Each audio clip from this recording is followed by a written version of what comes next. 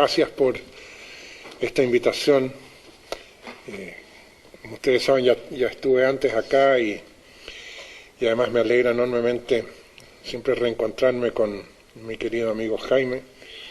La última vez fue él a visitarme allá a mis tierras del extremo sur del mundo y lo pasó muy bien.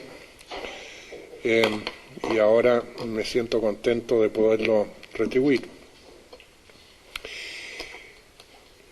Yo había propuesto un título que él me lo corrigió, porque tiene la manera de corregirlo todo, pero está bien. Bueno. Y el título mío era El mundo en ruta de colisión, y entonces él me dijo, mira, estás equivocado porque el título debe ser El mundo en rumbo de colisión. Entonces me lo justificó porque él es navegante, hizo su servicio en la marina, no sé qué, y entonces los marinos dicen rumbo. Entonces me cambió el título, entonces ahora, total, el título es distinto, pero el contenido es el mismo, así que no importa. Bueno.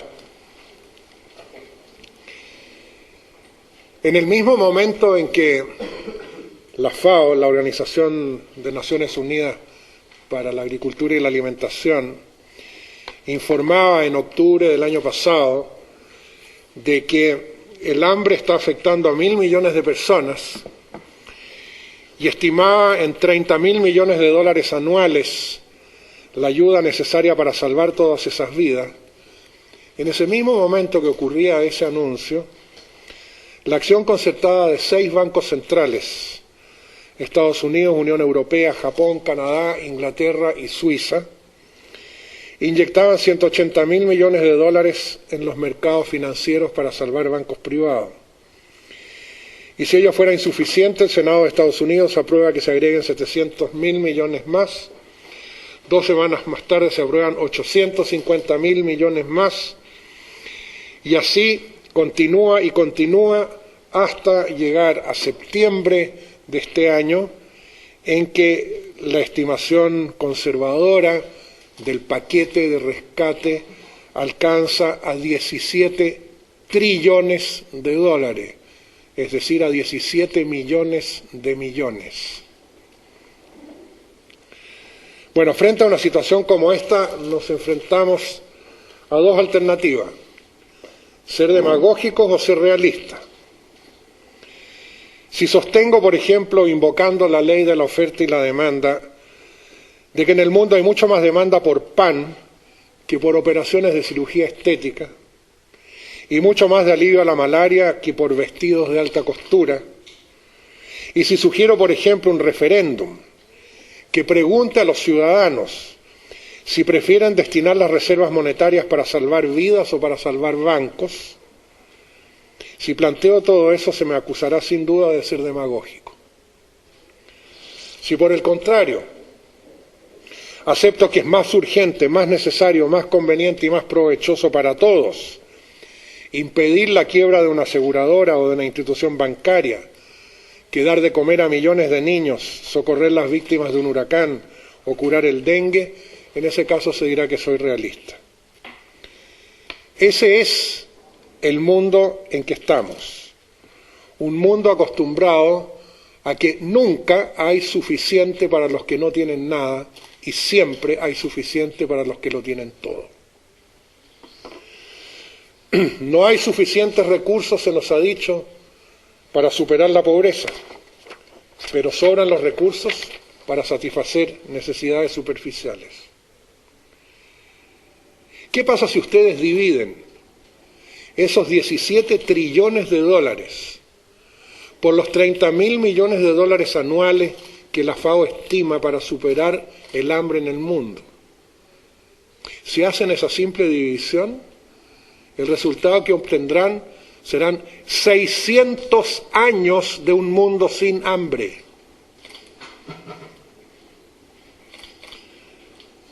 ¿Dónde estaba esa plata? ¿Quién la tenía? Si siempre nos dijeron que no alcanzaba para resolver la pobreza.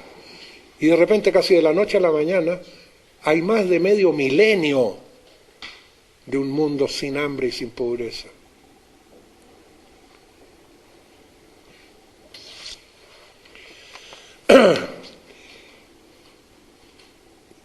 Creo que difícilmente puede concebirse una realidad más obscena que esa, más repugnante. Incluso yo, que he sido, según él, revolucionario, yo rebelde, ¿no?, que he estado opuesto a esto y no he creído en muchas de esas cosas, yo, ni siquiera yo, nunca me imaginé ni remotamente que se podía llegar a estas magnitudes tan descomunales. Y esto evidentemente es la decepción más profunda que uno puede tener con quienes tienen influencias de dirigir el mundo en el cual estamos. Me repugna. ¿Qué caracteriza al mundo en que estamos? Yo lo identifico como una cuádruple convergencia. Primero, el crecimiento exponencial del cambio climático antrópicamente inducido que afecta a todas las regiones del mundo. Dos, el fin de la energía barata con dramáticos efectos en las sociedades.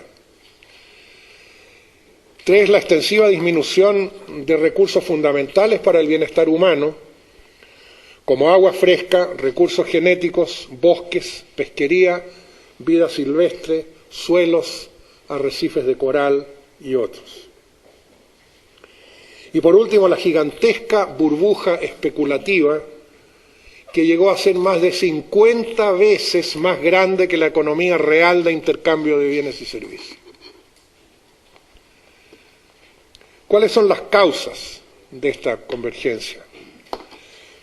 Primero, el paradigma económico dominante, que propende al crecimiento económico a cualquier costo y estimula la acumulación y la codicia corporativas. Segundo, el uso incontrolado de los combustibles fósiles precisamente para facilitar ese obsesivo crecimiento económico.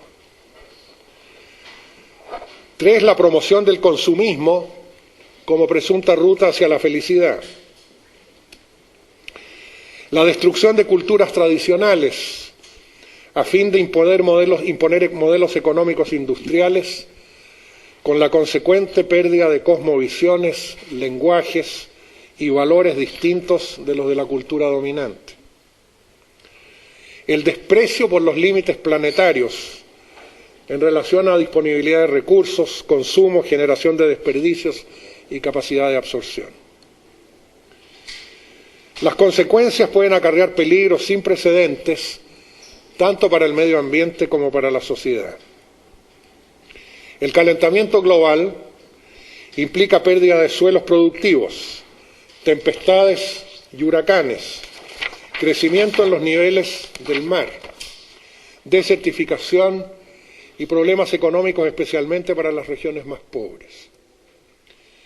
El agotamiento de fósiles baratos implicará impactos en todo el mundo.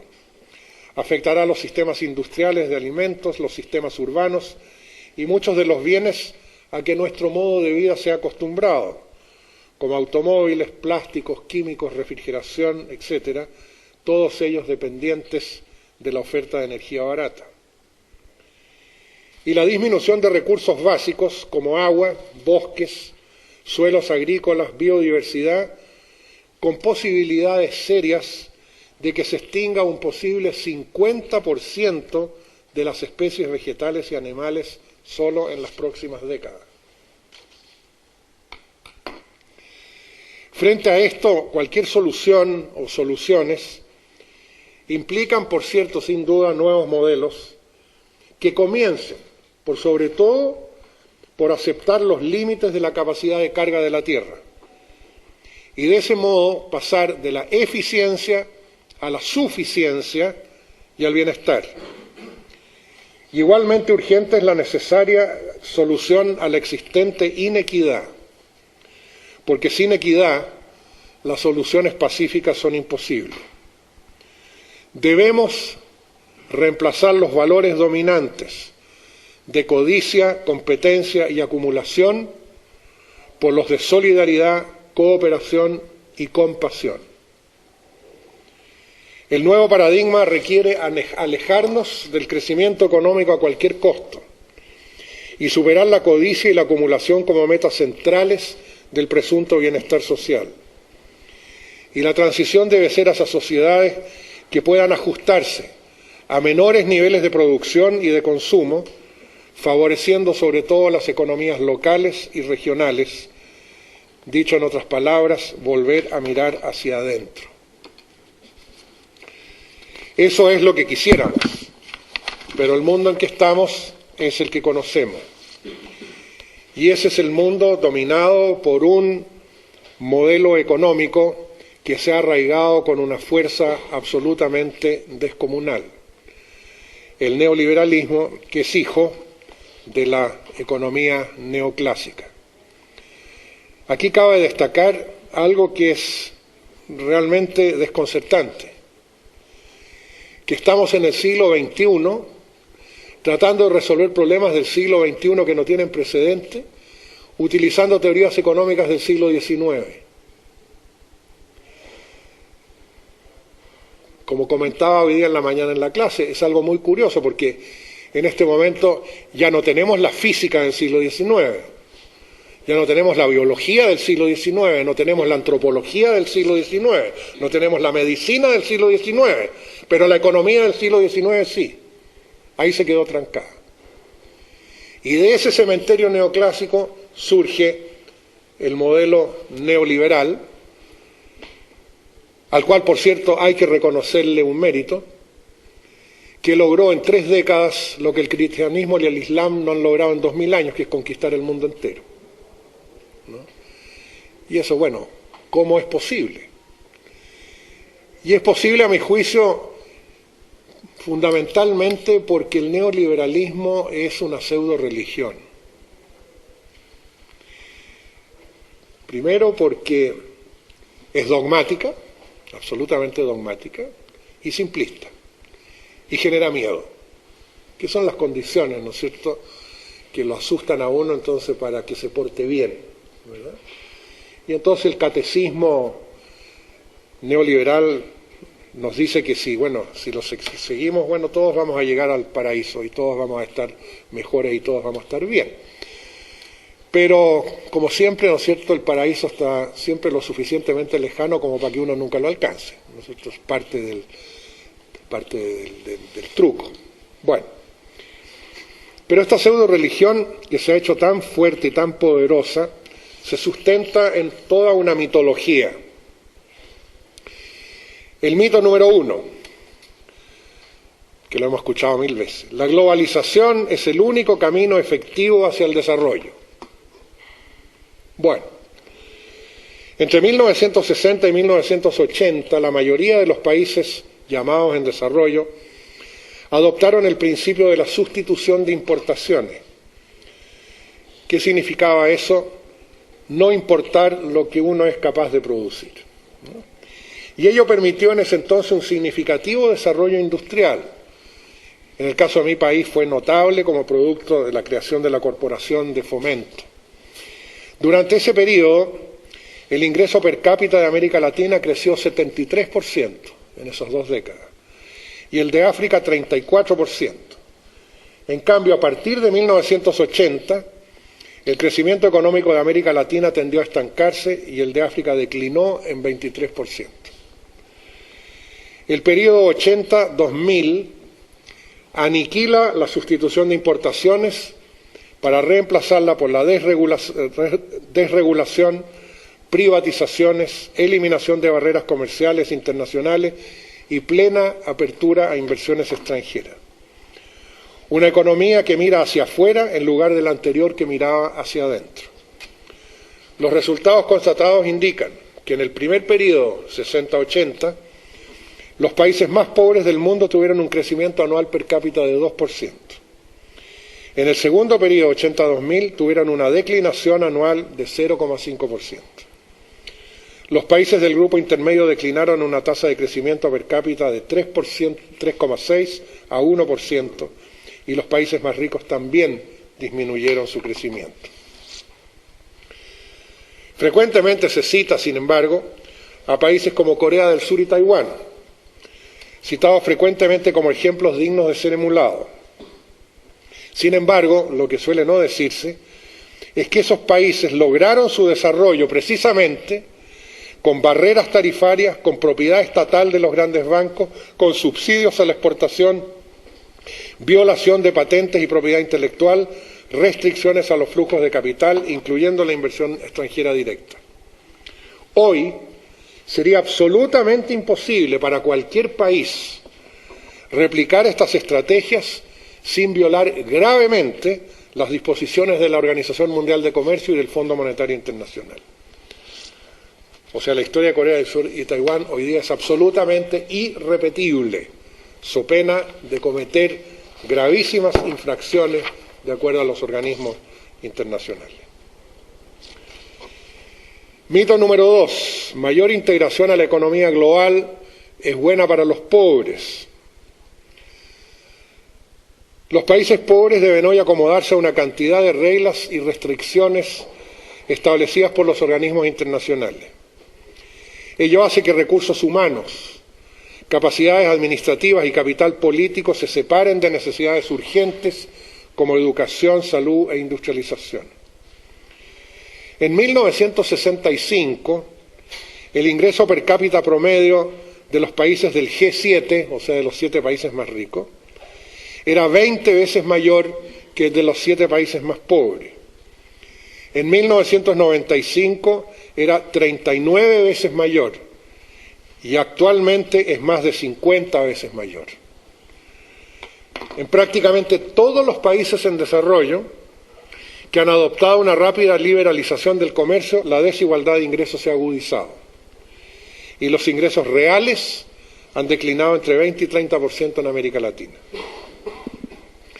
Más de 80 países tienen hoy un ingreso per cápita menor que el que tenían hace 1 o 2 décadas.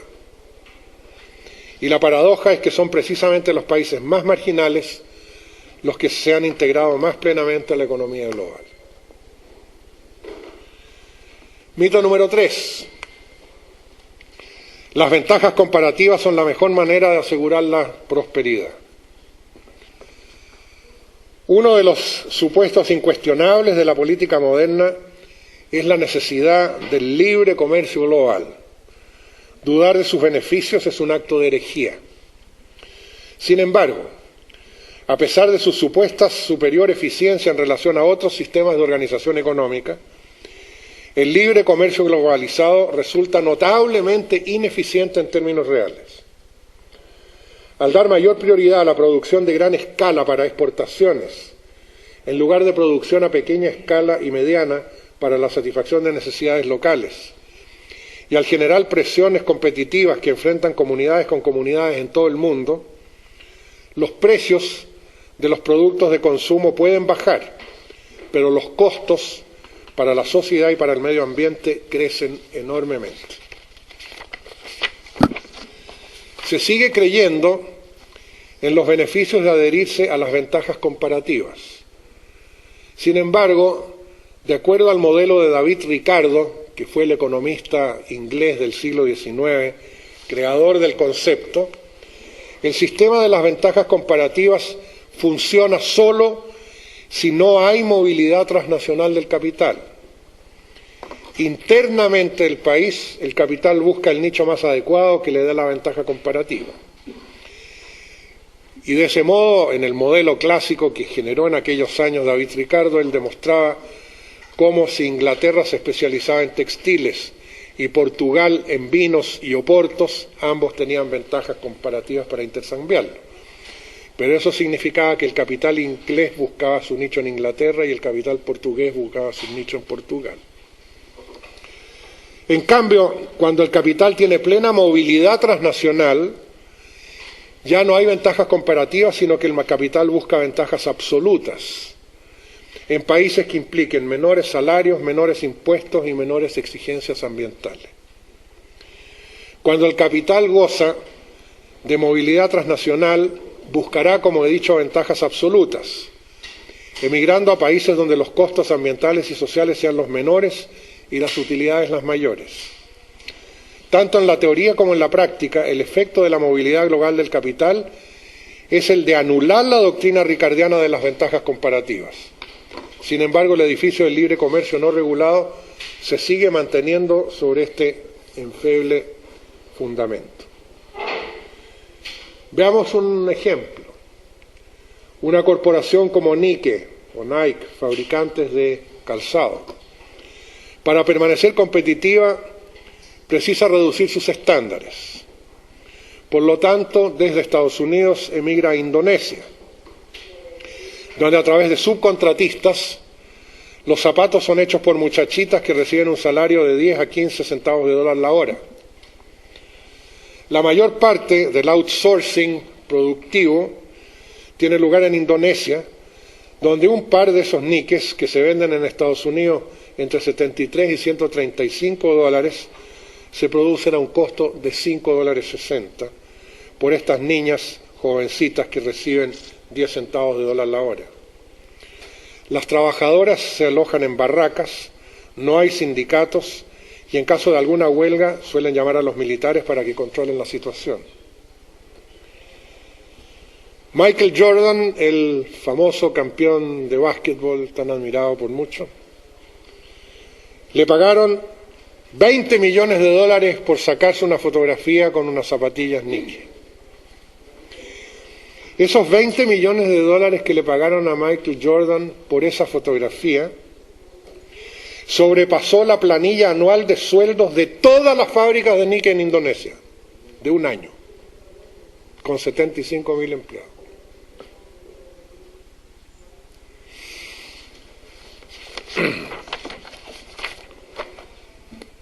Mito número 4. Más globalización significa más empleo. De acuerdo a la OIT, la Organización Internacional del Trabajo de Naciones Unidas, a comienzos del 2000 había 150 millones de desempleados en el mundo y 1.000 millones de subempleados, es decir, un tercio de la fuerza de trabajo mundial. Y tal situación se ha ido deteriorando.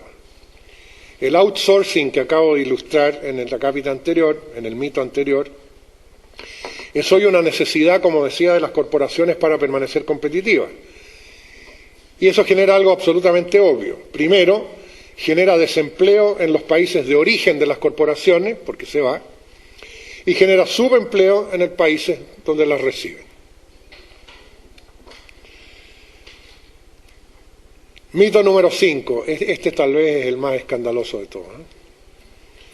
La Organización Mundial de Comercio es democrática y transparente. Muchas decisiones que afectan la cotidianeidad de las personas dejan de estar en las manos de gobiernos locales y nacionales para pasar a manos de un grupo no electo de burócratas que trabajan a puertas cerradas en Ginebra. Ellos tienen el poder de dictaminar acaso la Unión Europea, por ejemplo, tiene o no el derecho de prohibir el uso de materiales biotecnológicos peligrosos en los alimentos que importa, o si son los habitantes de California pueden prevenir la destrucción de sus últimos bosques vírgenes, o si los países europeos tienen o no el derecho de prohibir la cacería cruel para conseguir pieles.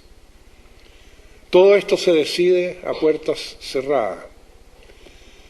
Fíjense que ustedes, que de acuerdo a las normas de la Organización Mundial de Comercio, si se da un conflicto, por ejemplo, entre un país y una corporación transnacional, esto llega a un tribunal en la Organización Mundial de Comercio, pero quienes conforman el tribunal es un secreto, y estos se reúnen a puertas cerradas. Nunca se sabrá los nombres de quienes fueron, y la decisión que tomen es inapelable, absolutamente inapelable. De acuerdo a las normativas de la OMC, si una corporación transnacional, fíjense ustedes bien, si una corporación transnacional al invertir en un determinado país determina que hay alguna ley de ese país o disposición o regulación que le resultan inconvenientes a sus intereses, el país está obligado a abolir esa ley o adaptarla a la satisfacción del inversor. Ello significa que bajo las normativas de la OMC, la carrera hacia el fondo afecta no solo los aspectos sociales y ambientales, sino a la democracia misma. Un país logra leyes y derechos como producto de las movilizaciones ciudadanas y de las decisiones políticas, y así se van alcanzando y se van perfeccionando los fines sociales. Pero eso súbitamente tiene un coto si se contradice con los intereses particulares de una corporación. Ahí el país debe renunciar a su democracia y adaptarse al interés de esa corporación. La OMC, entre otras cosas, no tiene ninguna regla ni una mención siquiera sobre el trabajo infantil, ni sobre los derechos laborales. Todo en su constitución está diseñado para beneficiar a las corporaciones. Durante las discusiones que dieron origen a la Organización Mundial de Comercio, conocida como la Rueda del Uruguay, el controversial asunto de la propiedad intelectual fue propuesto por 13 grandes empresas, incluidas la General Motors y la Monsanto. En las negociaciones que siguieron, de los 111 miembros de la delegación de Estados Unidos, 96 eran del sector privado, miembros de corporaciones. En las negociaciones que siguieron, resultó obvio pues que los acuerdos finales sirvieron a las corporaciones en detrimento de la capacidad de los países más pobres de acceder a conocimiento y tecnología.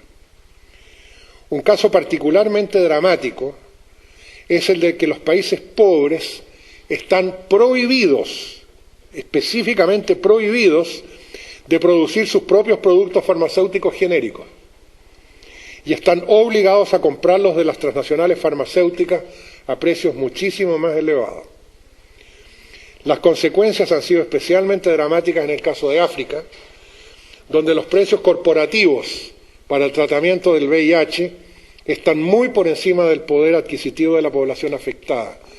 Y África tiene todas las posibilidades para producir esos bienes genéricos, pero está absolutamente prohibida de hacerlo. En resumen, habría que reconocer que a la OMC no por lo que se dice que es, sino que por lo que realmente es. Y que lo que es una institución cuyo propósito fundamental es lograr que sean las corporaciones las que gobiernen el mundo. Y eso, de hecho, ya está ocurriendo. Nosotros seguimos imaginándonos y hablamos del comercio entre España y las Filipinas, ¿no es cierto?, el comercio de Chile con México. Y así se contabiliza, ¿no es cierto? Chile exportó tanto, México importó tanto, ¿no es cierto? Bueno, lo divertido que ya no es ni Chile ni es México, sino que es tal corporación que está en Chile con tal corporación que está en México.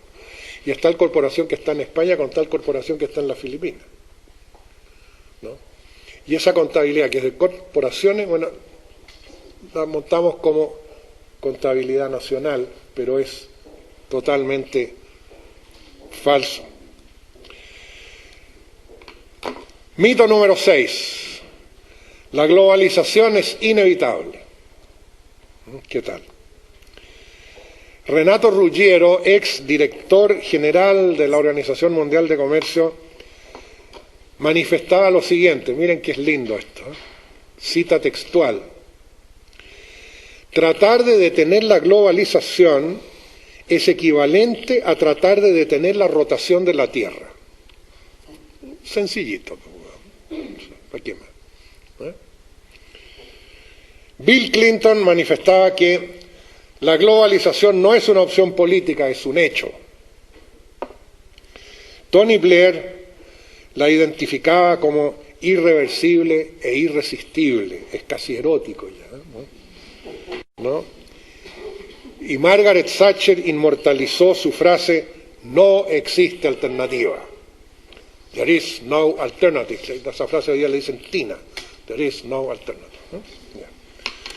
Bueno, todas esas afirmaciones son una clara evidencia del grado de fundamentalismo que caracteriza a los defensores del sistema, y así el modelo alcanza, como dije antes, un viso de pseudo-religión.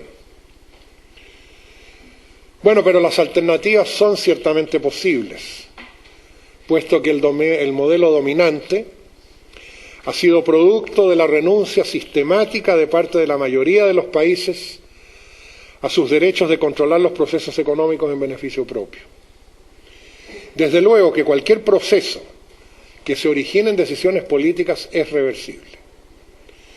No se trata de escoger entre las reglas de la actual economía internacional por una parte y un supuesto caos de ausencia de reglas por la otra. El cambio fundamental radica básicamente en relocalizar la economía más hacia planos locales y a diseñar nuevas reglas que acerquen el consumo al mercado, lo que yo llamo una economía a escala humana. Y en ese sentido, algunas de las nuevas reglas podrían ser reglas como las siguientes. Una mayor localización monetaria, de manera que los excedentes fluyan y permanezcan lo más posible en su lugar de origen.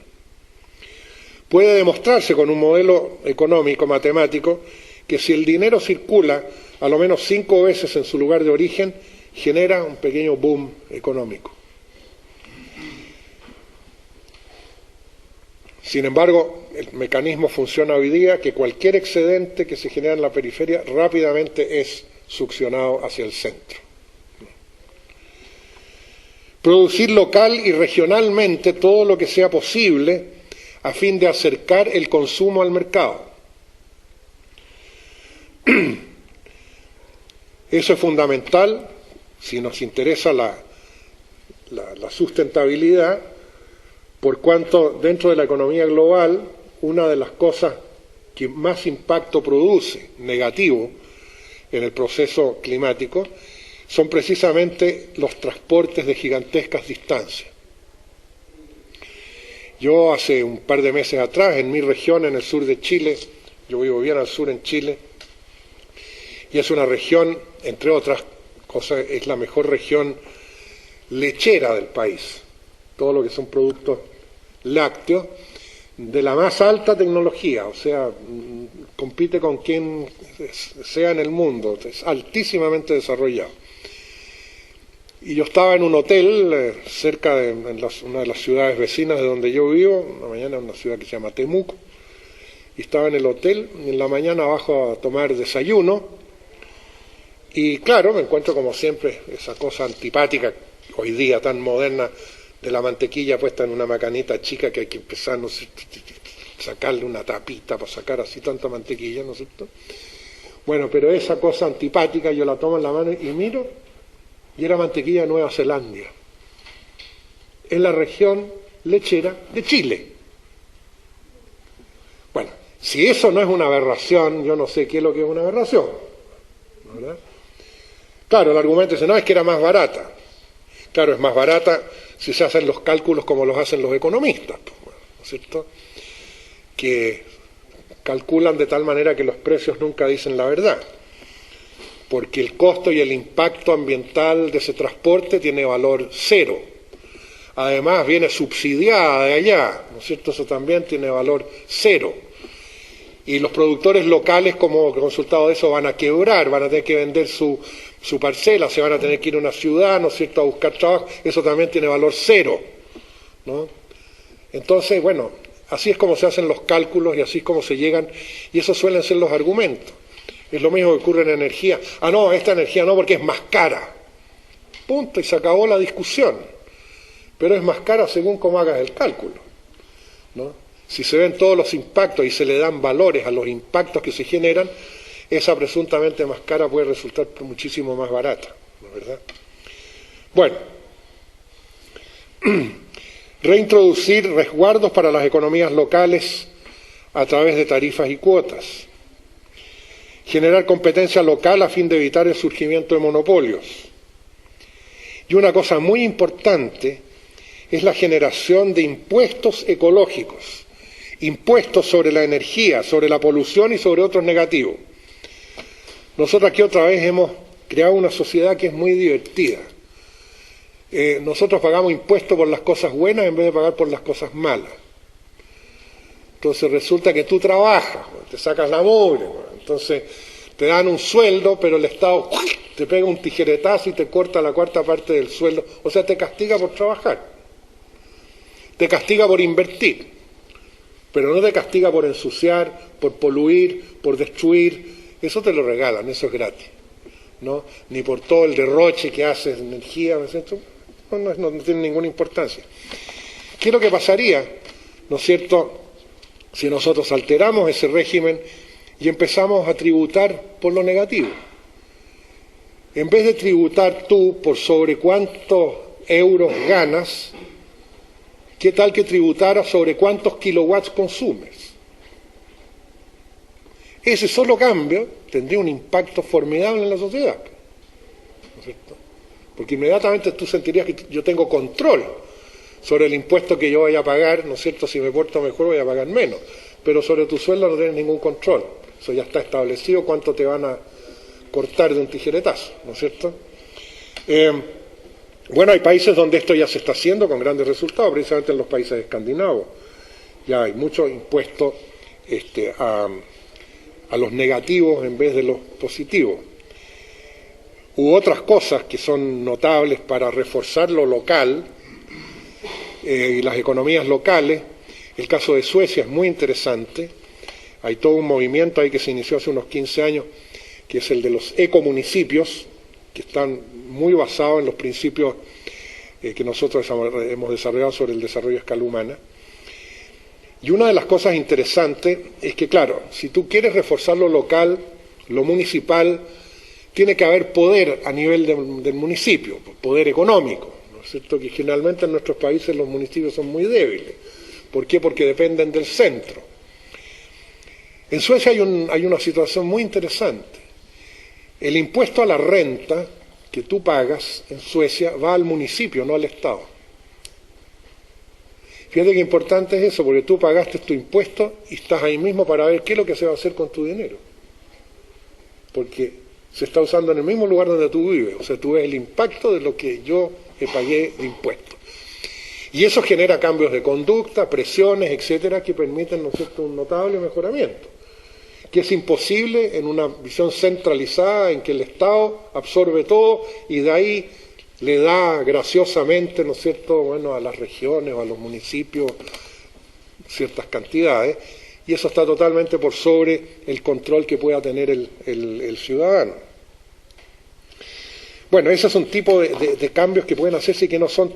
Por ejemplo, esto sería bueno, ¿no es cierto?, yo no sé en la ley que están sacando ustedes sustentabilidad, a ver si meten algo en materia de impuestos. Entonces díganle al señor Zapatero que impuestos a lo malo y no a lo bueno. Como todavía no está publicada la ley, a lo mejor todavía es tiempo. Ustedes ciudadanos ahí vayan y hablen con los políticos. Bueno, la economía nueva que yo propongo y que ya la expliqué durante 2 horas y media esta mañana y en consecuencia no la voy a explicar de nuevo, solamente voy a enumerar que una nueva economía coherente con los problemas del siglo XXI, al comienzo yo ya dije que estamos en el siglo XXI con teorías económicas del siglo XIX, y de ahí que no es de sorprenderse, ¿no es cierto?, el grado en que los economistas convencionales no entienden el mundo en que está. Recuerden ustedes una cosa, octubre del año pasado comienza la crisis. Una semana antes, ¿cuántos economistas en Estados Unidos la predijeron? 15 días antes, el presidente de la FED, ¿no?, de la Reserva Federal, aseguró que la economía norteamericana estaba muy sólida. 15 días antes. ¿No? Yo tengo registrados solamente 3 economistas de Estados Unidos que lo predijeron. Uno de ellos es Nurini, que era un tipo despreciado por catastrofista y por ignorante y por tonto. Bueno, ese ignorante, catastrofista, tonto, fue el economista de Estados Unidos que dijo, oiga, cuidado que esta se viene. Y se vino. Ahora da conferencia en todas partes, ahora es un tipo espectacular. ¿Cierto? Antes no era nada. Bueno, eso es lo que ocurre. La economía que yo propongo se sustenta en 5 postulados y en un principio valórico fundamental. Y no me voy a tener el análisis de cada uno de esos porque eso implicaría otra conferencia más, pero el puro enumeración creo que a ustedes les va a dar visiones interesantes. Postulado número 1, la economía está para servir a las personas y no las personas para servir a la economía. Postulado 2, el desarrollo tiene que ver con personas y no con objetos. Postulado 3, el crecimiento no es lo mismo que el desarrollo y el desarrollo no precisa necesariamente de crecimiento. Postulado 4. Ninguna economía es posible al margen de los servicios que prestan los ecosistemas. Postulado 5. La economía es un subsistema de un sistema mayor que es finito, la biosfera, y por lo tanto el crecimiento permanente es imposible. Y un principio valórico fundamental que propongo para sustentar una nueva economía, y que es que ningún interés económico, bajo ninguna circunstancia, puede ni debe estar por sobre la reverencia por la vida. Recorran ustedes mentalmente estos 5 postulados y ese principio valórico y detectarán rápidamente que lo que tenemos hoy día, uno por uno, es exactamente lo contrario. Estamos en un mundo en que todos estamos al servicio de los intereses económicos y no al revés. El desarrollo lo identificamos, no, es que en este país más desarrollado porque tienen más teléfonos móviles, en este porque tienen más computadores, etcétera, etcétera, etcétera, ¿no? Y el ser humano desaparece en ese proceso. La obsesión con el crecimiento, la única medida, bueno, es el PIB. Creció el PIB, si no creció el PIB, estamos mal, si creció bien, estamos bien. En circunstancias de que, claro, el crecimiento es una agregación cuantitativa y el desarrollo es una liberación de potenciales creativos. Todo sistema vivo crece hasta un determinado punto en que deja de crecer, pero no deja de desarrollarse. Todos los que están en esta sala ya dejaron de crecer.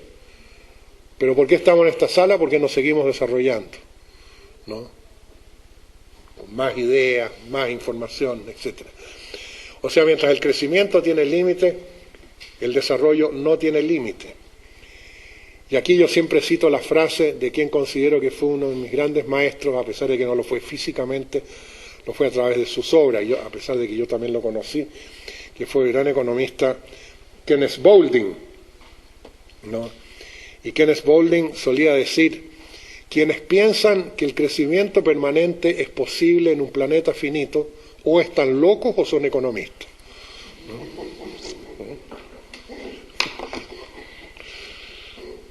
Bueno, y ninguna economía es posible al margen de los servicios que prestan los ecosistemas, claro.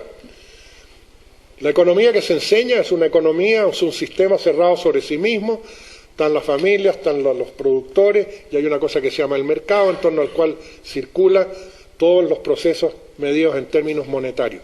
Y ese sistema es un sistema cerrado sobre sí mismo que no tiene relación con ningún otro sistema. La naturaleza no está, el medio ambiente no está, la biosfera no está, nada más existe. Y eso es absurdo. Es decir, obviamente que ninguna economía es posible, ¿no es cierto?, si desaparece la fotosíntesis. Bueno, pues si desaparece la fotosíntesis, desaparecemos todos. Ese es un servicio que nos presta un ecosistema, ¿no es cierto? También yo daba el ejemplo hoy día que qué pasaría, ¿no es cierto?, si desaparece ese encantador bichito que se llama las abejitas, ¿no es cierto? Si desaparecen todas las abejas, detrás de eso desaparecemos todos nosotros. No hay más polinización, ¿no es cierto?, que es otro servicio que prestan los ecosistemas, ¿no? Están los servicios climáticos, está el ciclo del nitrógeno, está el ciclo del carbono, ¿no es cierto?, etcétera, etcétera, toda la biodiversidad fundamental para todo. Pero ustedes compren cualquier libro de texto de teoría económica, de los clásicos, de los más importantes, y vayan al índice de palabras al final y busquen la palabra ecosistema, naturaleza, termodinámica, que no existe, no existe. O sea, no es necesario que un economista sepa que la polinización existe y que es necesaria. Fíjense ustedes. Esa es la economía que se enseña. Bueno, y de que el crecimiento no puede ser infinito en una biosfera, en un sistema que es finito, por supuesto. Si yo empiezo a inflar un gran globo, no puedo inflarlo más allá del tamaño de esta habitación. Bueno, hasta ahí nomás llego, ¿no es verdad? Pero eso tampoco lo consideran la economía convencional. Y de que ningún interés económico debiera estar por sobre la reverencia por la vida, bueno, para donde ustedes quieran mirar, la vida no importa para nada si yo puedo hacer negocio. Millones de niños esclavos. Yo lo destacaba hoy día en la clase en la mañana porque mucha gente no lo sabe, ¿no? De acuerdo a información de UNICEF y de la OIT, hoy día, en el siglo XXI, hay más esclavos en el mundo que los que existían antes de la abolición de la esclavitud en el siglo XIX. decenas de millones de esclavos, de los cuales por lo menos 2/3 son niños desde 5 o 6 años de edad. Y eso no aparece en las noticias, no aparece en la prensa, no aparece en la televisión. Bueno, es una noticia de ninguna importancia, porque si total hay tantos niños, pues ¿qué importa pues, que haya varios millones de esclavos? ¿No? Y eso no aparece para nada en la Constitución de la Organización Mundial de Comercio. ¿Y por qué no? ¿Por qué no aparece en la prensa? ¿Por qué no aparece en ninguna parte? Seamos honestos y no nos engañemos. Porque es buen negocio. Explotando a los niños yo gano más plata. Entonces no es noticia. Bueno, ese es el mundo en que estamos y existen todas las posibilidades de que podamos cambiarlo y que pueda ser mejor. Pero eso está en manos de los movimientos que puedan hacerse desde la sociedad civil, es decir, cada uno de nosotros. No esperen ustedes que la solución venga de arriba y que baje el profeta, ¿no es cierto?, desde el monte Sinaí y le diga ya, está todo resuelto. No. La solución empieza con nosotros mismos. Y comienza con la coherencia de cada uno consigo mismo. Yo siempre cuando hablo esto, al final, más de alguien me hace la pregunta, bueno, pero ¿qué puedo hacer yo? ¿No? Claro, y eso ya es una actitud de sentirse totalmente derrotado frente a poderes descomunales, ¿no es cierto? Bueno, ¿qué puedes hacer tú? Lo que puedes y debes hacer tú, ser coherente contigo mismo. Y actuar y comportarte de acuerdo a lo que realmente quieres y crees. Pero hay muchas cosas que sabemos que están mal, que no nos gustan, y esa polución y qué sé yo, pero en nuestra cotidianeidad volvemos a comportarnos, ¿no es cierto?, en contra de lo que no nos gusta. ¿Verdad? Entonces esa es una incoherencia. Pero del otro lado, esa actitud derrotista, pero bueno, yo solo, ¿y qué impacto voy a tener yo? ¿Quién soy yo frente a estos poderes descomunales? Ahí, por favor, piensen en lo siguiente. Cualquiera de ustedes, de los que está aquí, no sabemos cuál, ni en qué momento, ni tampoco si puede ocurrir o no, pero cualquiera aquí, mañana, en media hora más, en una semana más, podría darse el caso que provoque un cambio histórico descomunal. Tú. Sí, claro, te parece fantástico lo que estoy diciendo, pero te voy a dar, porque aquí hay una cosa como un poco mágica, ¿eh? Y les voy a dar 2 ejemplos. A comienzos del siglo pasado, en Sudáfrica, había un señor que era abogado. Era chiquito, flaquito, no era negro, pero era oscurito. O sea, lo suficiente como para ser discriminado, ¿no? Había estudiado Derecho en Inglaterra y, bueno, llegó a Sudáfrica, de vuelta, ¿no es cierto?, y no tenía ninguna influencia, no estaba relacionado con gente en el poder, ni nada, pues era un abogadito nomás, oscurito. Bueno, fue víctima de todas las discriminaciones hasta que en un momento se rebeló y dijo no aguanto más, ¿no? Y quemó la identidad que tenía, que lo ponía en la categoría de oscuro, ¿no es cierto? Porque hay negro, oscuro, blancos y orientales, estaba todo clasificado en Sudáfrica, y según el carnet que tú tenías, bueno, tenías derechos o no. Bueno, lo quemó, bueno, la policía le pegó, lo metieron preso, en fin, lo trataron malísimo, estuvo en la cárcel, y el tipo insistió y aguantó y aguantó y aguantó. Ese personajito, que no era nadie, se llamaba Gandhi, fíjense ustedes. No era nadie Gandhi. Pero ¿qué pasó? Que de repente ese testimonio personal contagió a millones de personas. Y eso logró derrotar al imperio más poderoso de la Tierra, sin un balazo. ¿Y quién era Gandhi? No era nadie. Pero ese personaje, en algún momento, ¡pum!, provocó un clic. Ese es el que lo podrías provocar tú o cualquiera de los que está aquí. Pero no sabes si va a ser o no va a ser, pero podría ser, y eso es lo bonito. Otro ejemplo, 1960, que fue cuando yo llegué a Estados Unidos en aquellos años, a la Universidad de Berkeley, como profesor muy, muy joven. Yo tenía 25 años. Y en ese entonces, en Alabama, un día, una mujer negra se sube al bus, y en ese entonces en Estados Unidos había apartheid igual que en Sudáfrica. O sea, tú subías al bus y había asientos para negros y asientos para blancos, en Estados Unidos. Bueno, y esta negra venía muy cansada de trabajar, era tarde, en la tarde, y estaban llenos los asientos para negros y se sentó en un asiento para blanco que estaba desocupado. El chofer del bus paró, dijo levántese, y ella no quiso levantarse, la levantaron a la fuerza, la tiraron del bus abajo, le pegaron, etcétera, etcétera, pero ocurrió que en ese instante, en ese lugar, a esa hora, en ese bus, en ese punto, en ese momento había otro bar de gente, ¿no es cierto?, que vio esta cosa, y ese episodio desató todo el movimiento de liberación negra de Estados Unidos, que culminó con Martin Luther King. Esa mujer negra, que no era menos que nadie, ¿no? Era menos que nadie, se llamaba Rosa Parks. Murió hace 2 años y fue enterrada con los máximos honores que da el Estado americano a un ciudadano ilustre. Ahora, fíjense que doña Rosa Parks pudo haber tomado el otro bus porque venía detrás. Y no pasa nada, no cambia la historia. Pero tomó ese bus, a esa hora, y en esa esquina la echaron. Y eso cambió la historia. Y eso pasó con Gandhi, eso pasó con Rosa Parks, y eso puede pasar con cualquiera. De manera esto que yo siempre lo digo para que nadie se sienta tan impotente de decir, no, yo no puedo hacer nada. Pero ¿qué es lo que tenían esas personas? Que eran coherentes consigo mismos. Y yo actúo y insisto en actuar en lo que creo, ¿no? Eso sí es condición para que ocurra el fenómeno, ¿no? Si tú te estás siempre adaptando, no. Y termino con el consejo general, que se desprende lógicamente de esto que acabo de decir.